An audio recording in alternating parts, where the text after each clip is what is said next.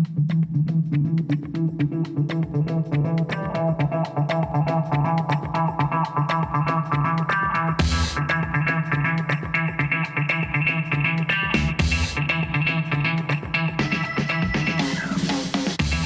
episode of the GSE Podcast is brought to you by Exceed Ground Support Equipment Leasing, your trusted partner for GSE solutions. We specialize in tailored operating leases for ground handlers and airlines, offering top-notch equipment and flexible terms to suit your needs. Partnered with the industry leaders like TLD, we're committed to bringing you new equipment offerings that keep your operations running smoothly and efficiently. Choose Exceed for competitive rates and exceptional customer service. Visit exceedgse.com today and soar to new heights with Exceed Ground Support Equipment Leasing.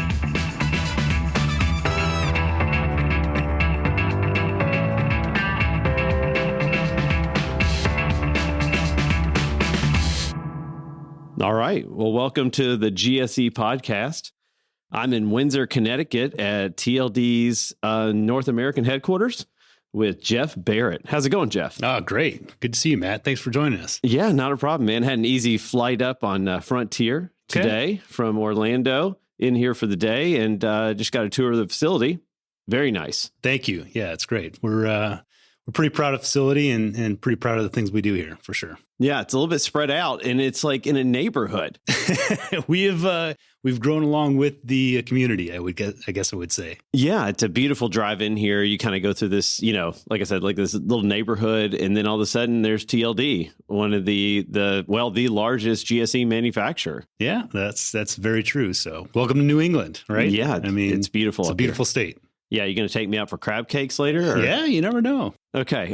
Is that a thing up here or is that not Connecticut? No, well, I mean, we're on the shoreline, right? Whether it's Rhode Island or New York, you're close enough to get some good fresh seafood. So yeah, good. Well, we'll have to get something for lunch. But so how did you make your way to ground support equipment and to TLD? So great question. I joined a little over 5 years ago. So been in the industry with TLD, for 5.5 years.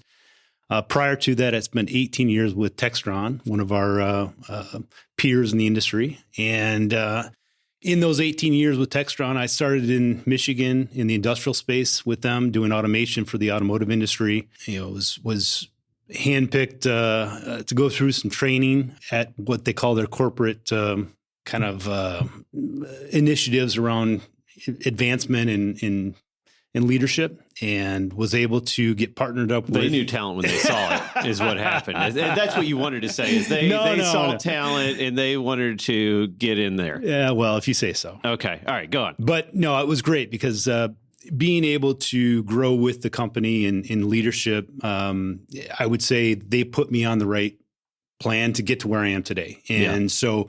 I went through that leadership program, got partnered with some folks from EasyGo. So I had three options, I think, at the time. It was Bell Helicopter, Textron Cautex, which does gas engine systems and fuel tank systems. And then it was EasyGo. And I'm like, I know golf. I think I could do this, right? You dress like a golfer. I paired, of course, thank you. Yeah. So do I. You do.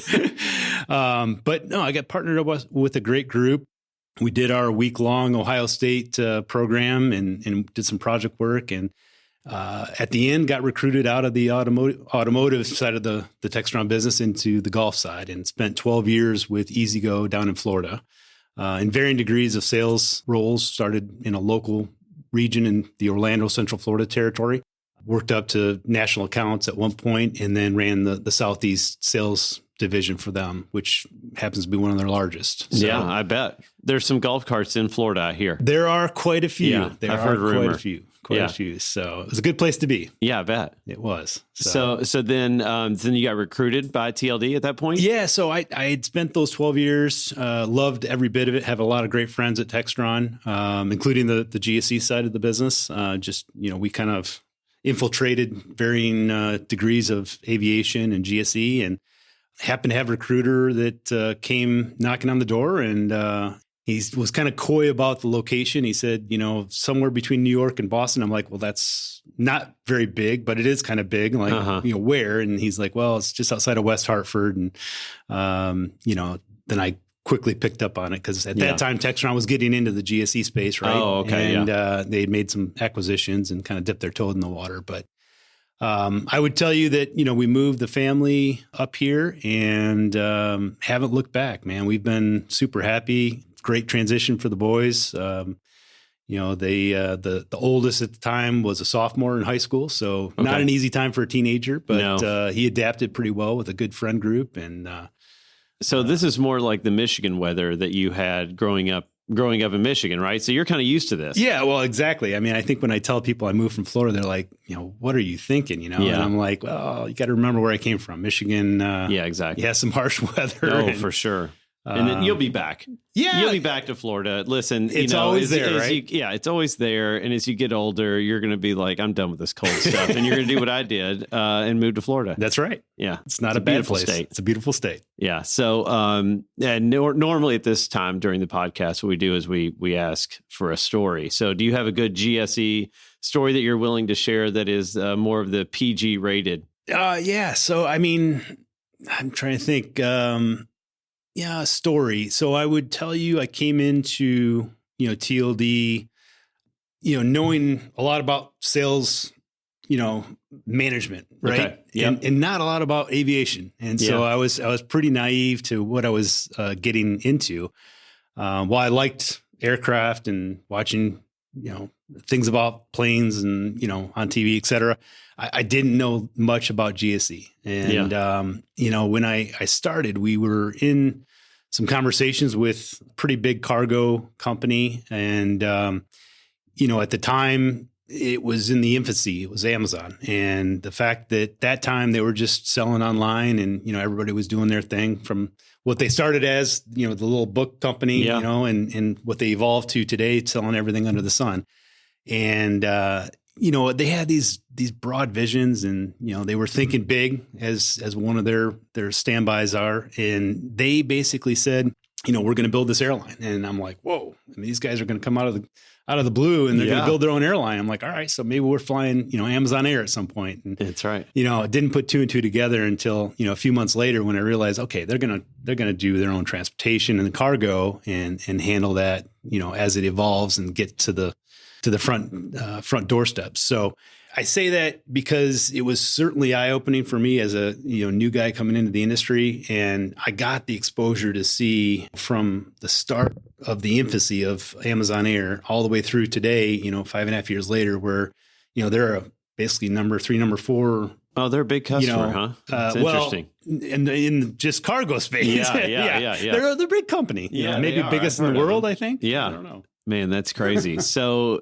you came in and got Amazon right away, huh? Which is the reason you're still employed, I guess. It certainly did not hurt. It did not hurt. And man, that's great. It was a good win for TLD. We fought hard. Obviously some good competitors out there, but we had a good suite of products that fit the profile of what they were looking for. And, here we are today. I would say you have a large suite of products. We do. Maybe the most vast range of GSE products of any manufacturer, some would say. Yeah, I think that's pretty safe to assume at this point. So, we cover the full gamut from baggage tractors, the cargo loaders, belt loaders, everything except for de-icers is in the motorized GSE space. So, yeah.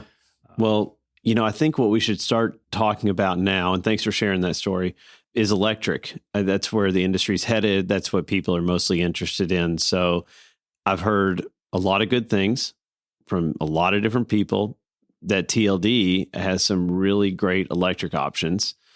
People are really excited about it. So let's hear about the electric bag tractors. Is that the Jet 16? The Jet 16 is our forward cab electric baggage tractor. So something that's more similar, I think, until recently in Europe, but now in the U.S. is becoming more of a standard. I would tell you for the electric evolution for baggage tractors. So Jet 16s are produced in 3 of our factories around the world. So we have a factory in Sherbrooke that manufactures it up in Canada, in Quebec. We have a facility in France, in Saint-Lin, France, in central France.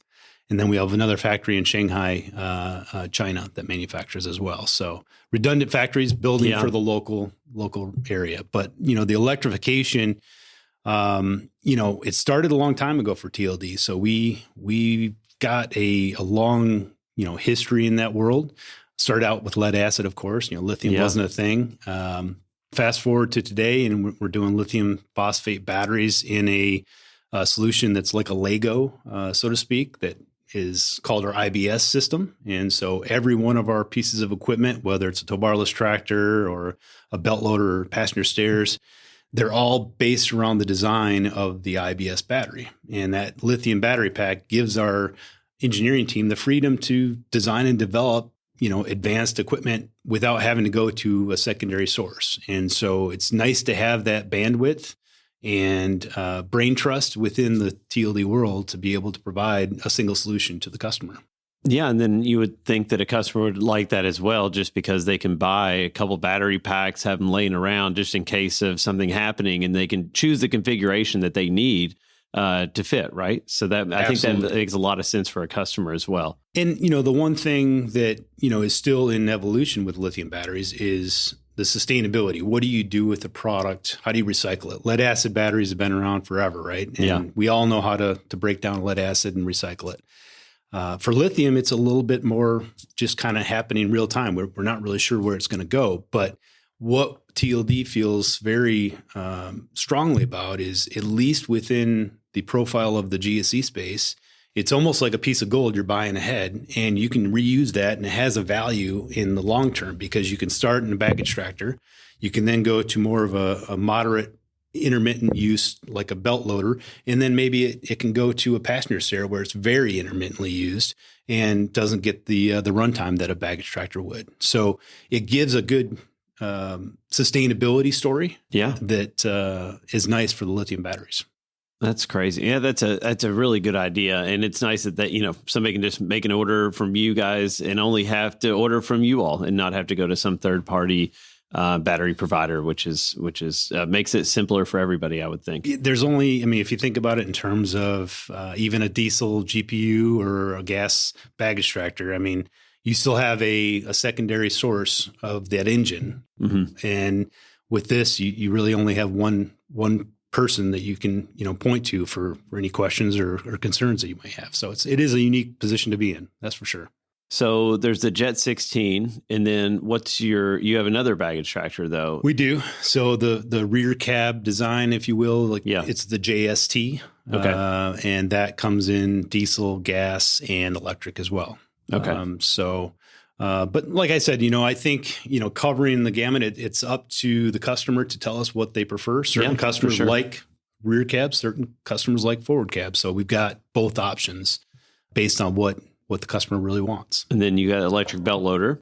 Yep. Do both electric and gas and diesel belt loaders in multiple factories. We do main deck and lower deck cargo loaders in our TXL line. That was a long-term acquisition out of California, a company by the name of Lantis that came on board and now is produced primarily up in Sherbrooke, but also in another factory in China, in Wuxi.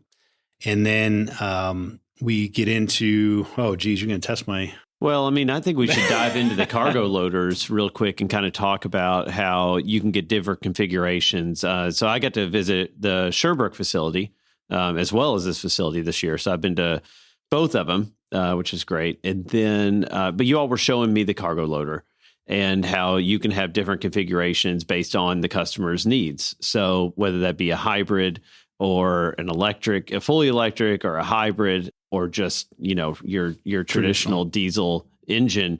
However, but all those can be converted to eventually become electric. Is that correct? That's correct. So at the Paris show for the GSE Expo last year at Le Bourget, we came out and made a bold statement that we're going to go all electric drive lines by 2024. So it might be the end of 2024, but we're pushing like crazy to put a stake in the ground and say we're going to go all electric. Now, what that means is everything past the engine from the profile of the design is all on the electric platform. So from a cargo loader standpoint, we don't have infrastructure in a lot of cargo areas in the airport. They may not have the charger infrastructure yet. But if you're buying a $400,000 or $500,000 piece of equipment and you're going to buy it for a 15 to 20 year life cycle, at some point, more than likely, you're probably going to want to go electric. So what the hybrid solution allows you to do is to make it plug and play. So it's already designed around electric, like I mentioned, but then you can put in a little genset that basically will charge the batteries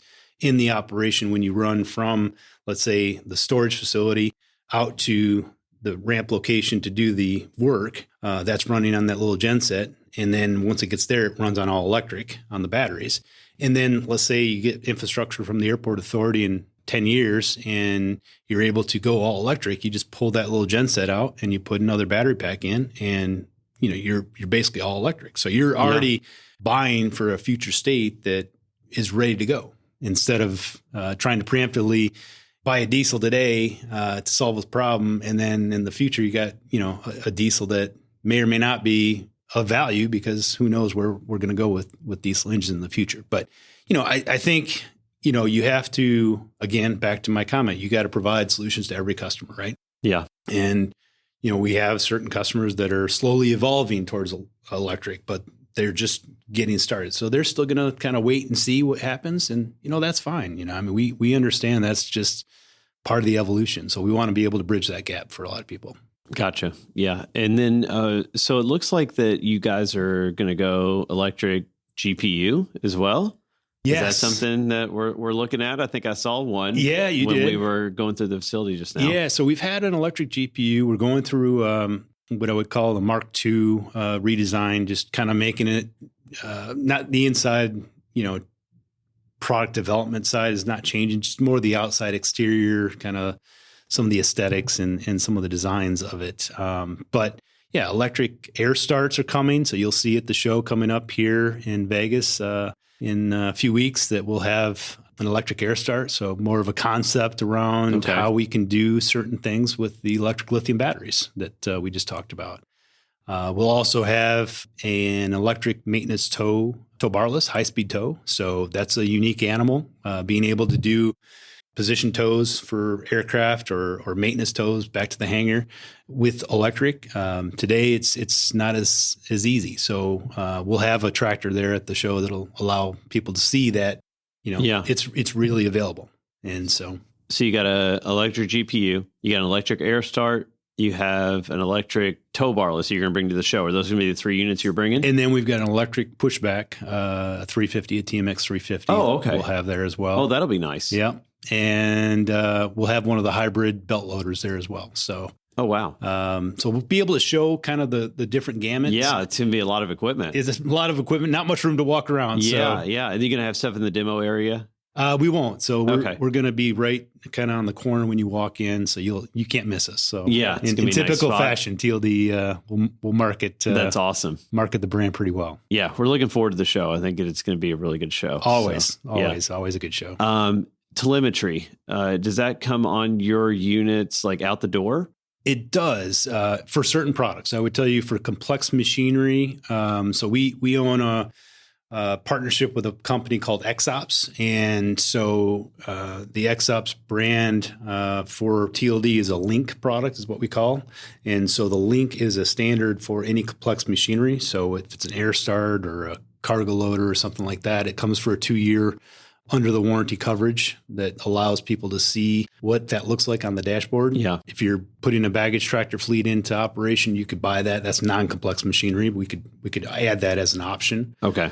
But we see it as, in time, telemetry not only helps our customers run their operations and be more efficient, but it also helps our service team. And so from a service perspective, being proactive instead of reactive is certainly a change in the dynamic, and today, it's much more the phone rings and the email comes in and, we try and get people out there to take care of it. But if you can be kind of ahead of the curve and know, hey, you got that fault code that popped up and we know that's tied to that sensor and, that's a weak link in the design. We need to go get a new sensor and release a service bulletin. Hey, we can maybe do it ahead of time and get that part ordered and have it coming to you, before you even get the notification that it's out of warranty. Yeah. Yeah. That's another thing I wanted to cover was your warranty system. So is the telemetry kind of tied in with your warranty system as well? It's the idea is it's tied to the serial number. So the equipment record, once a unit gets green tag within TLD, then it has its own DNA, so to speak. So we turn on the telemetry. It's tied together. And anything communicating with that unit is always back to the dashboard for the service team or for the So customer. From the moment that it's assigned a serial number on the shop floor to be on the production floor to be built, everything is documented from every part that goes onto that unit to make, that everything has been done specifically the way, the TLD way that you all assemble, correct? Yeah. And then throughout its lifetime. So if I order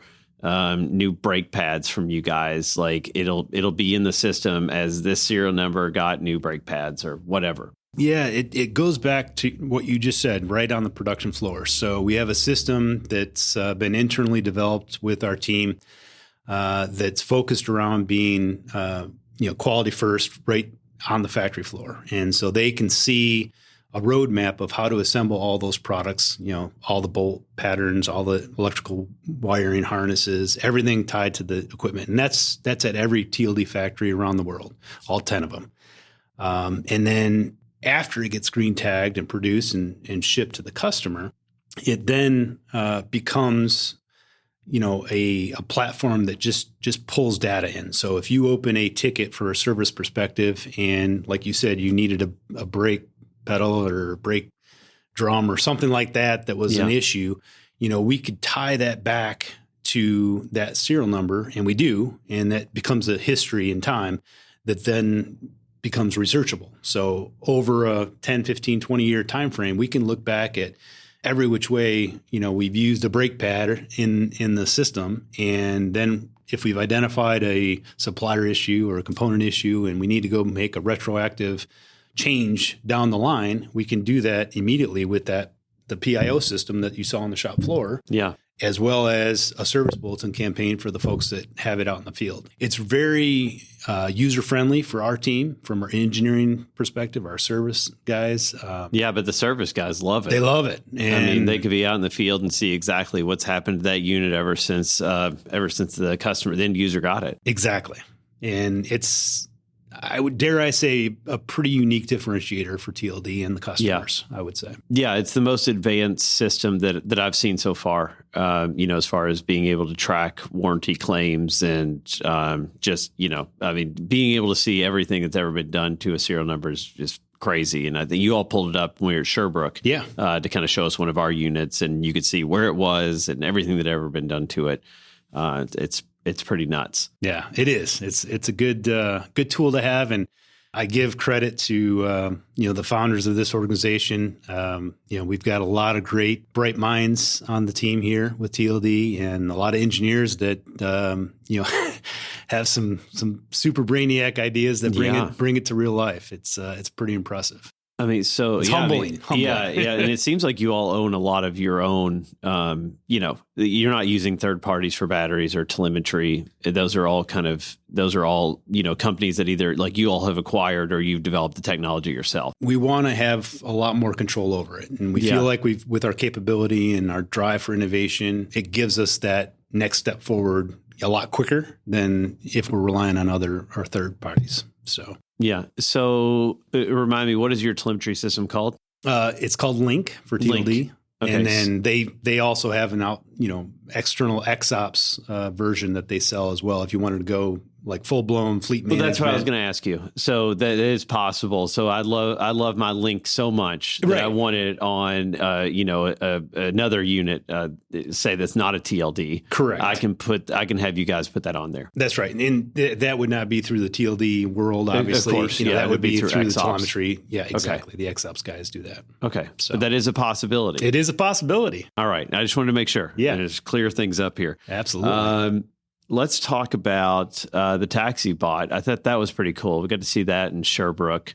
It is a big unit. Huge unit, right? I decided not to drive that one. They were like, you want to drive it? And I'm like, no, there's no way I'm driving this thing. Especially, I'm not trying to parallel park that thing. It's a big unit. But why don't you explain what that is, just for people who haven't heard about it? It's a pretty cool concept. Yeah, so I just being a part of the Alvis Group. And, I think we are very focused on being leaner and greener in the industry and helping the GSE space and the aviation world be more sustainable. Mm-hmm. And so you can do that in a lot of different ways. Mobile GPUs plugging in at the gate with a mobile aircon, keeping the APU off helps, right? Mm-hmm. You wouldn't think running a diesel would help, but you're burning less jet fuel by not having that APU run. And so a lot of our airline partners, always keep a close eye on that APU time, right? I bet. And the pilots love it because they can flip a switch and keep everybody cool and the avionics running, et cetera. But we want to be smart about it. And, one of the concepts that we've come up with is the TaxiBot, like you said.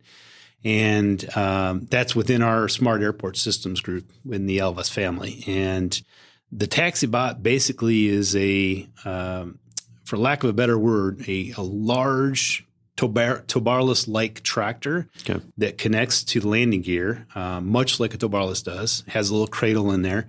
And it's got redundant systems, so it's actually FAA certified.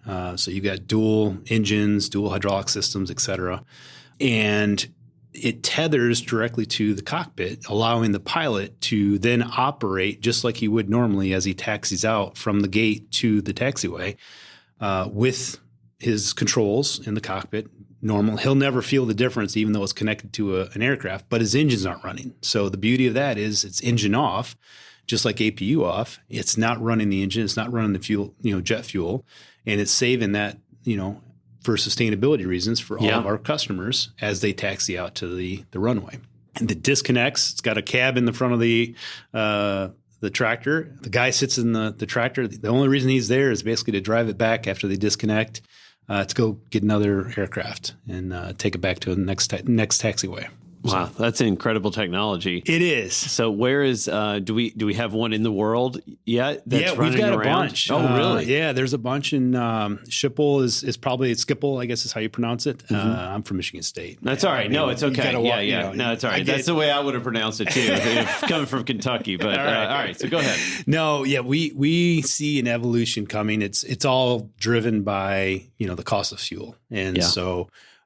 We had cheap fuel for a lot of years and it wasn't a major issue, but now, fuel's creeping up again and it's becoming a lot more popular. So we do see a timeline where this will be in the US and we've got several active projects that we're working on that as well. So in time, that product will become electric. So back to that sustainability standpoint, it runs on these 2 diesel engines right now. But if you can do that with electric, wow, now you've taken not only the jet engines and turned them off, but you've taken the diesel engines and turned them off, right? Yeah. And so having that capability to do it with the lithium battery packs and, the engineering team at our factory in Serigny, France is pretty special. Yeah. So that product is manufactured in France exclusively at this point? It is. Yep. Nice. Yep. And then from what I understand, so you're, can you kind of explain like how the factories are kind of separate from each other? I think that's pretty interesting and unique. Sure. That is something that TLD has. Yeah, it is a unique system. I mean, as I mentioned earlier, I come from a manufacturing background, so I've got a lot of experience with different factories, if you will. And the way that TLD has designed our production is trying to be smart on the local support at the point of usage. And so if you think about it in terms of, I think I referenced let's go belt loader this time. So belt loader, right? There's a lot of belt loaders around the world that are used. It's pretty standard, part of our gate sets. And that belt loader is manufactured in Sherbrooke, Quebec. It's manufactured in France, and it's manufactured in China. And we do that with redundant factories for a lot of products around the world. And it allows us to be not only smart about the local support, but also from a sustainability standpoint. So you're not producing product in Sherbrooke that's being shipped all over the world and having to, put it in a cargo container and put it on a freighter and ship it over to, China. That wouldn't make sense, right? And so the fact that we have the locally controlled production in the local region makes it very nice. And, honestly, with the rebound we've seen in the GSE space, it's also unique from a production standpoint, right? So if we have one factory that's full with orders and we can pivot to another factory that might have some capacity, that's pretty unique and allows us to be pretty nimble in how we operate to support our customers. Nice. Yeah, it was really cool being able to see, like I said, I've been to both of them this year, seeing Sherbrooke and what they build there. A lot of big units coming out of that facility, whereas this is GPUs, air starts, air conditioners. And you changed your name and the design of your air conditioner. We haven't gone over that yet. You're right. So we went from an ACU 302 to now we're a Cool 10. Cool 10 and a Cool 15. So we're building a profile, product profile that is based around the cool design. It is cool, by the way. Yeah, I know. It sounds it.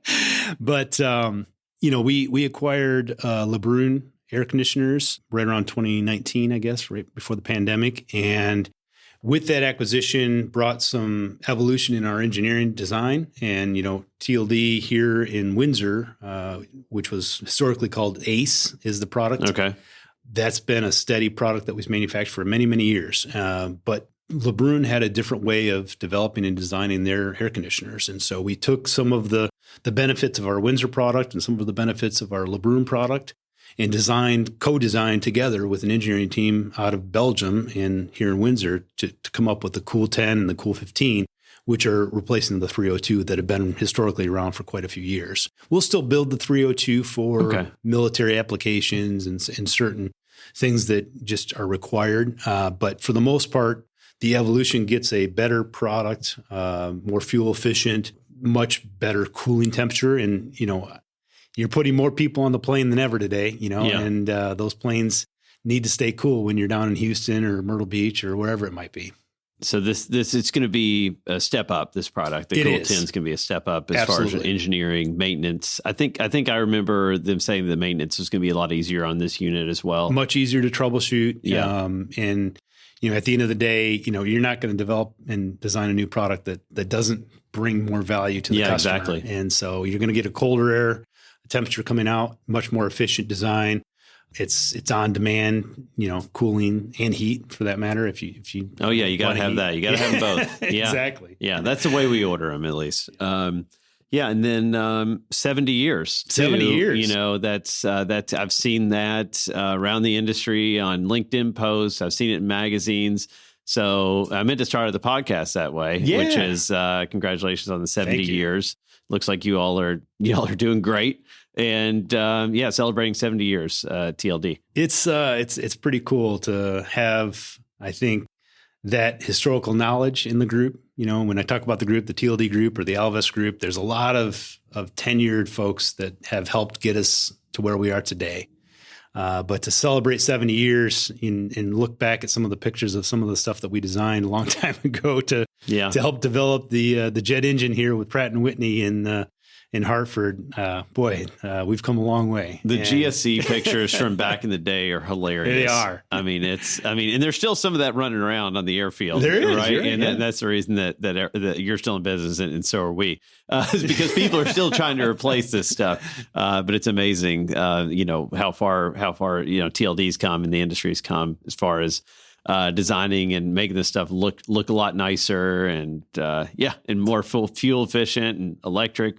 We got it all going. I've always said that, we're not the sexiest industry in the world, but you can't run an airline without us, right? Yeah, that's true. Yeah. But I mean, you do have some sleek lines on your GPUs and stuff you like think that. So? Yeah. I mean, it looks, I don't have, maybe I got a brochure I can give you. Yeah, take home. It looks nice. Maybe put a picture up in my house or something of the, at least maybe the Cool 10. There you go. It's a good looking unit. Pretty cool. Yeah, that'd be awesome. So, all right. What else do we have here? We have autonomous. Talk to me about autonomous. Yeah, so it's maybe I hear that's coming. Yeah, I think it's coming, right? But I think also maybe not in our generation. I don't know about you, but I think in time it will be here. In a lot around how we're designing stuff is to get there. And in the future state of what started out as ASD, when you approach an aircraft and the touch point of a belt loader, right? Making sure that that's in place, and then go to an ASD Plus that kind of takes the controls away from the operator so that it then automates that approach system, to maybe an autonomous cargo loader that is run by a joystick that basically says, hey, I'm going to take a video camera of the actual door frame of the cargo and be able to identify height and location of steering to get it properly aligned. And, I think that's just steps in the grand scheme of things to get us to the capability to do automation. And in time, at some point there will be a control room at JFK or one of these airports that takes a leap of faith that says, you know what, we're having difficulty getting operators. We're having difficulty, with room on the ramp. And we're going to go autonomous, and we're going to have the capability to basically orchestrate how the GSE is on the ramp to supporting those airlines. And it's not far-fetched. I mean, when you think about it, when you've been on a ramp and how crazy it is out there and chaotic, that automation, technology-wise is there. It's just getting over the hurdle of the design and development to kind of get there. But we've got an autonomous baggage tractor today that is running, and something that is giving us a lot of engineering development around how we go forward. A step in that direction is we're going to a 2-man turn, so we're remote control tow barless. So you can basically have 2-man, instead of having 2 on the wing, 2 wing walkers and 1 pushing the pushback, you can have 1 with a remote control wing walker and 1 on the other side. So it eliminates that, and you're controlling the pushback with remote control. So we're trying to be forward thinking and really more advanced, because labor shortages is not going away anytime soon. And it's definitely something that, if we can be mindful of, you can control your safety, you can control your usage, all the certain things that customers worry about, you get a lot better controls of. So, yeah. And then speaking of labor shortage, you were kind of telling me about this academy that you all decided to do kind of post-pandemic or during the pandemic that I thought was really interesting that you kind of talk about if you wanted to. Yeah, no, it's great. I getting people in the trades world, whether it's doing assembly or even people out, doing maintenance for our service team, it's not easy. I think everybody would share in that opinion. But the manufacturing academy that we developed at both this facility and up in Sherbrooke was based around bringing talent into the industry that didn't have any experience. So you could be a bartender late night at a bar. You could be a hotel person that just didn't like working, the hours that they were working, and we'll bring them in. We'll teach them about what righty-tighty means and what lefty-loosey means, and how to read a schematic and how to pull wires and all the stuff that you need to do on the shop floor to build our equipment. And, our retention rate consequently has been much higher. So we've had a very good retention rate on those folks that have come through the manufacturing academy, to the point where at first it was kind of a bolt-on ancillary thing that, we just brought certain people that were inexperienced in, that now 100% of our new hires go through the manufacturing academy. Oh, that's great. And even, our spare parts team. So the folks that are on the calls, answering customers' requests for spare parts, they don't know what a widget or a doodad is. But if I can get them through the manufacturing academy for a couple of weeks and get them exposed to what goes into those products, it helps their evolution. It makes them smarter and, more confident, when they're talking to the customer. So it's been a very good win for us. Yeah, that's awesome. Yeah. It was really good. It was a really great story to hear, and I just thought we should share it. Yeah, how's it going with supply chain? Are you seeing it's getting better? Yeah, good question. It's stabilized, I guess, is probably the word I would use. Not to say we're out of the woods on every product. There's always going to be hiccups that happen, from time to time, but it's definitely more manageable today than it has been. So now I would tell you that the backlog that we've gained, we're very fortunate to have, one of the healthiest backlogs that we've ever seen in our history with TLD. And the fact that, we've got such a healthy backlog is, we got to produce as much as we possibly can and get it out the door to bring those lead times down and be more reactive to the marketplace. But, it's a good story. And, I think we're past the worst of it, I guess is what I would say. So are you going for longest drive or closest to the hole at the GSE Expo golfing? Man, I don't know. I'm just out there to have a little fun. I do enjoy my round of golf every once in a while, though. Okay, so closest to the pin on a par 3 or longest why drive? Not go for both? Okay, you're going for both. I mean, come on. Okay, all right. Why stop with one? Why not? I mean, listen, I was curious more on which one you felt like you had a better opportunity to win.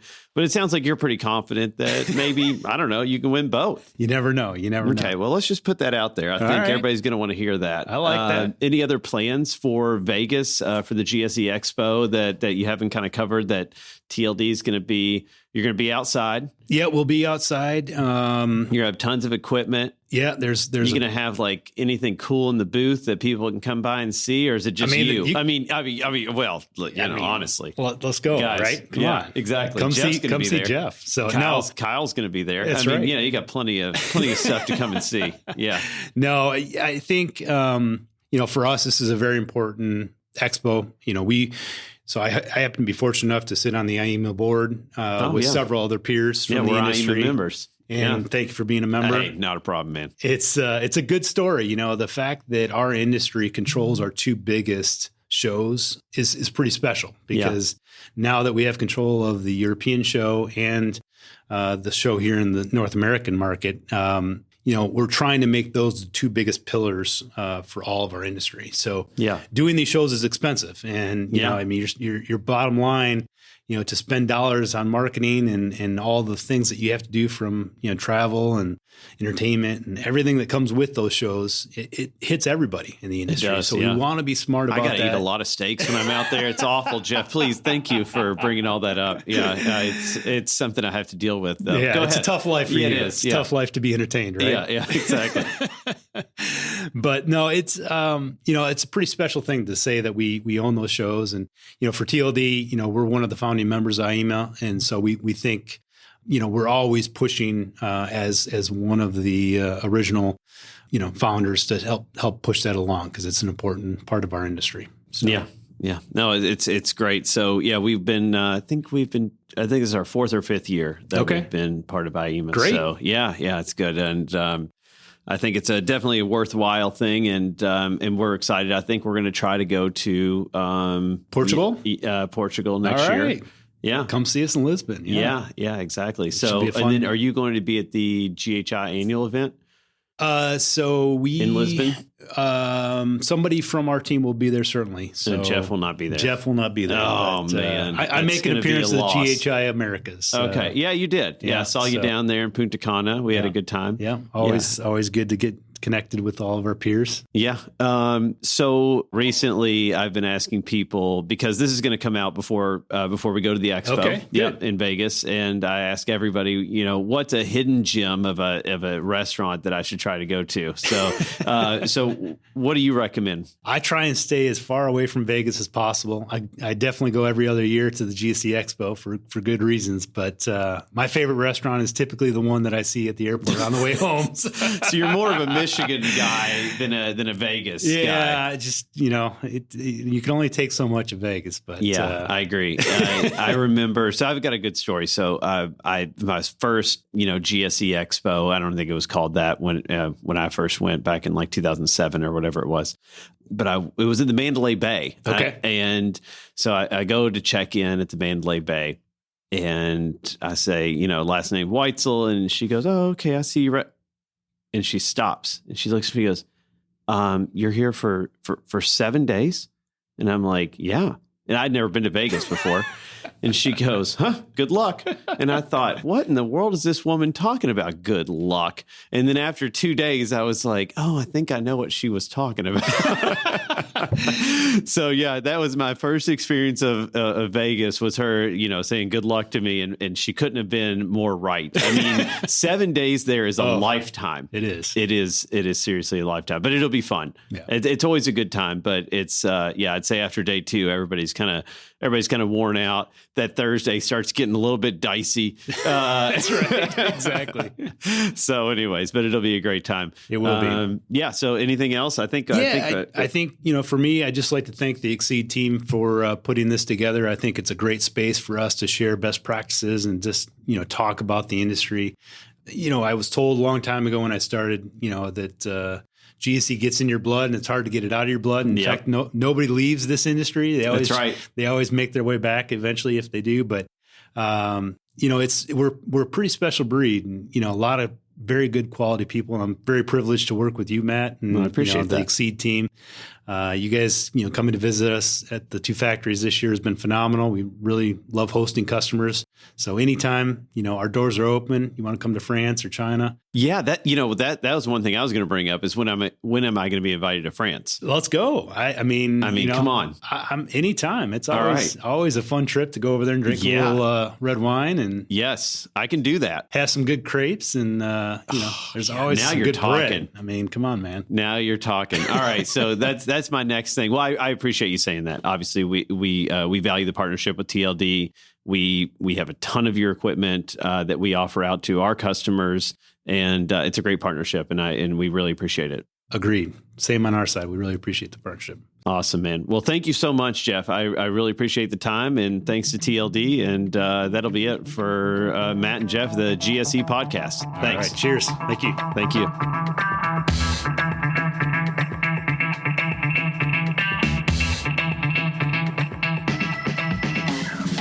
All right, that's a wrap for this episode of the GSE podcast. A big thank you to Jeff for sharing his invaluable insights with us today. If you're as passionate about the ground support equipment industry as we are, please hit that subscribe button and share this episode with fellow GSE enthusiasts.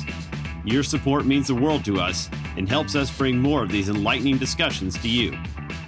Now, for those of you attending the GSE Expo from September 26th to the 28th, here's an opportunity you won't want to miss. Visit Exceed at booth 617 and take the mic.